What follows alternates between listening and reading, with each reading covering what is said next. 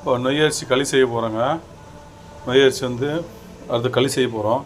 நொய் அரிசி வந்து ஒரு கிளாஸ் எடுத்துருக்கோம். நல்லா கழுவி வச்சுருக்கோம். நொய் அரிசி போட்டுடலாம். இந்த அரிசி வந்து நல்லா வேகட்டும். வெந்ததுக்கப்புறம் மாவு சேர்க்கலாம். ஓகேங்களா? நொய் அரிசி களி தான் செய்ய போகிறோம். நொய் அரிசி சீக்கிரம் வெந்துடும். அரிசி போட்டால் லேட்டாக வேகிறதுக்கு. தண்ணிக்கு தகுந்த மாதிரி மாவு எடுத்துருக்கோம். அந்த மாவு வந்து கேழ்வரகு மாவு, ராகி மாவு ஜலிச்சு வச்சுருக்கோம். களிக்கு சைடிஷ் பார்த்திங்கன்னா ஒரு பருப்பு சாம்பார் தான் செய்ய போகிறோம். இந்த பருப்பு வந்து நல்லா பருப்பு போட்டிருக்கோம். 3 விசில் வேக விட்டு குக்கரில் வேக வச்சு எடுத்துடலாம். இப்போது நொய் அரிசி வந்து நல்லா வெந்துருச்சு. இந்த டைமில் நம்ம மாவு சேர்த்துடலாம். மாவு வந்து ராகி மாவு, கோதுமை மாவு, கேழ்வரகு மாவு வந்து சேர்த்துருக்கோம்.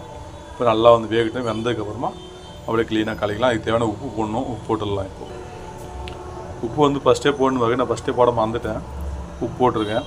கலக்கும் போது சரியாயிடும். தண்ணி வந்து ஃபஸ்ட்டில் வச்சுன்னு உப்பு போடணும். உப்பு போடலை. இப்போ சால்ட்டு தான் போட்டிருக்கேன். இது கலக்கும் போது கரெக்டாக வந்துடும். ஒரு 10 நிமிஷம் நல்லா வேகட்டும். அங்கே ராகி மாவில் வந்து அதிகமான பெனிஃபிட்ஸ் நிறைய இருக்குது. அதனால் அடிக்கடி ராகி மாவு வந்து கூழ், கஞ்சி, பழம் ஸ்வீட்ஸ் சாப்பிடலாம். ரொம்ப நல்லது. ஒரு ஆரோக்கியமான கால்சியம் சத்து நிறைந்த உணவு இது. நல்லா வேகட்டும். களி நல்லா வெந்துட்டுருக்கு. க்ளீனாக தண்ணி வந்து கரெக்டாக இருக்குது. இதோடய இறக்கிட்டு களி செஞ்சிடலாம். இப்போ நல்லா கழிக்கலாம். களி வந்து இறக்கிட்டோம். அந்த கட்டிக்கட்டி இல்லாமல் க்ளீனாக அந்த மாவுலாம் இல்லாமல் கட்டிக்கிட்டே இல்லாமல் மாவுலாம் இல்லாமல் க்ளீனாக கலக்கிடலாம். இந்த மாவு வந்து கட்டிகிட்டே சில ஆகிடும். கட்டிகிட்டே வரக்கூடாது. மாவு வரக்கூடாது. நல்லா க்ளீனாக கலக்கிட்டு அப்படியே உண்டை விட்டிடலாம். இப்போது மாவு களி வந்து ரெடி ஆகிடுச்சு. கொஞ்சமாக எடுத்து போட்டு உண்டு விட்டிடலாம். கைக்கு தண்ணி சூடாக இருக்கும். கை தண்ணி தள்ளிட்டு இப்படி க்ளீனாக உண்டாக்கிடலாம்.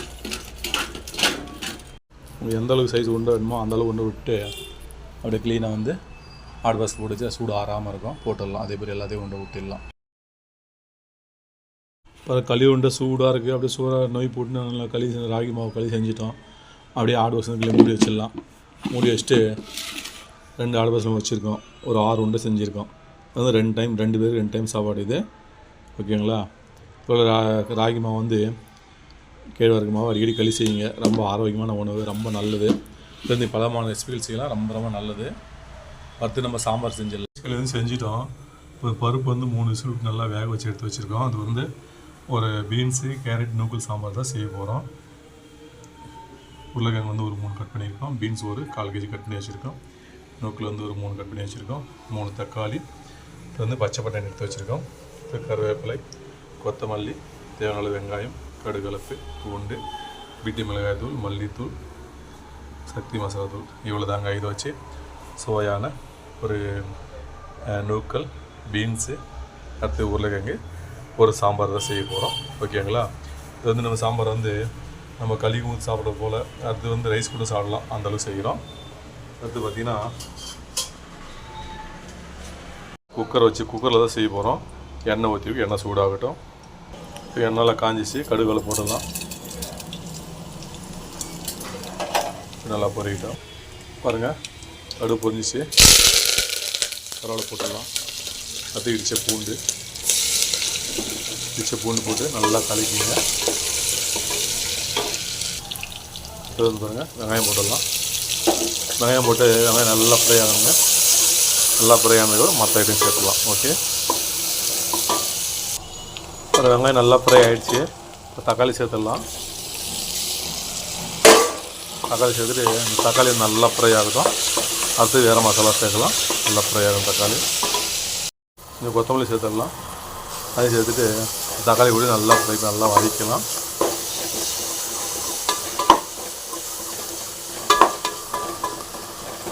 நல்லா ஃப்ரை ஆகட்டும்.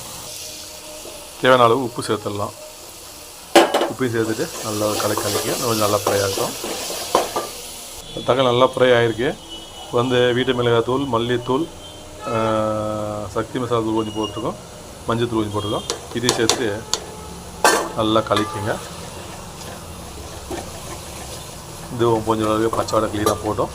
அதுக்கப்புறம் காய்கறிலாம் சேர்த்துக்கலாம். காய்கறிகள்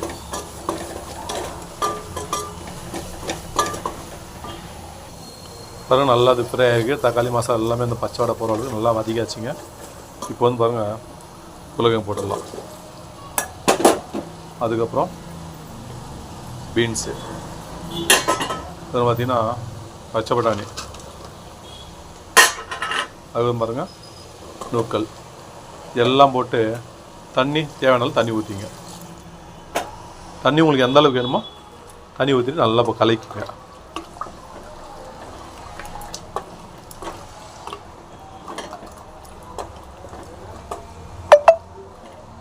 தண்ணி எந்த அளவுக்கு வேணுமோ தண்ணி ஊற்றிட்டு நல்லா கலக்கிங்க.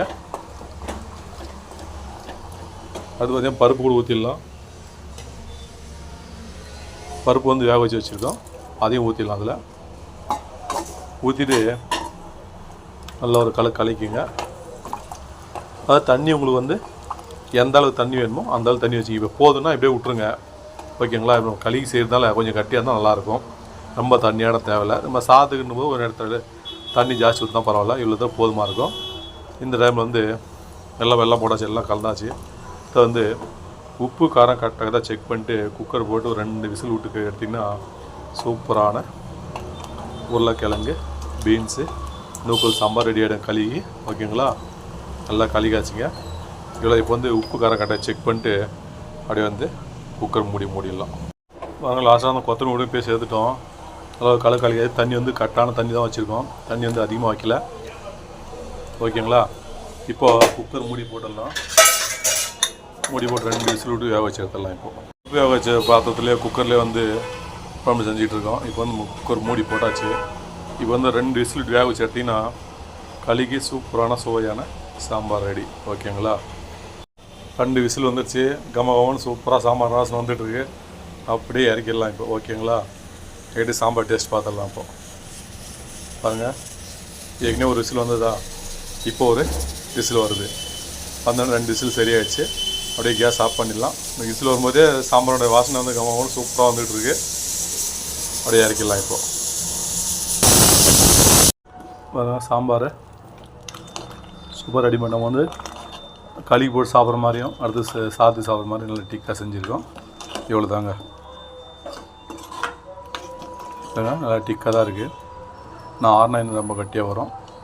டேஸ்ட் எடுத்து பார்த்தலாம். இப்போ களி போட்டு சாப்பிடும்போது டேஸ்ட் எடுத்து பார்த்தலாம், ஓகேங்களா. சூடாக களியை போடலாம். பார்த்திங்கன்னா சாம்பார் நூக்கல் பீன்ஸு பச்சை பட்டாணிலாம் போட்டு சாம்பார் செஞ்சுருக்கோம். இவ்வளோ தாங்க. அப்படியே சூப்பர் டேஸ்ட்டில் களி சாப்பிட்டு பார்த்தலாம். இப்போது டேஸ்ட்டு எப்படி தெரியலன்னு சாப்பிட்டு பார்க்கல. வாசனை எடுக்கவும் சூப்பராக வந்துட்டுருக்கு.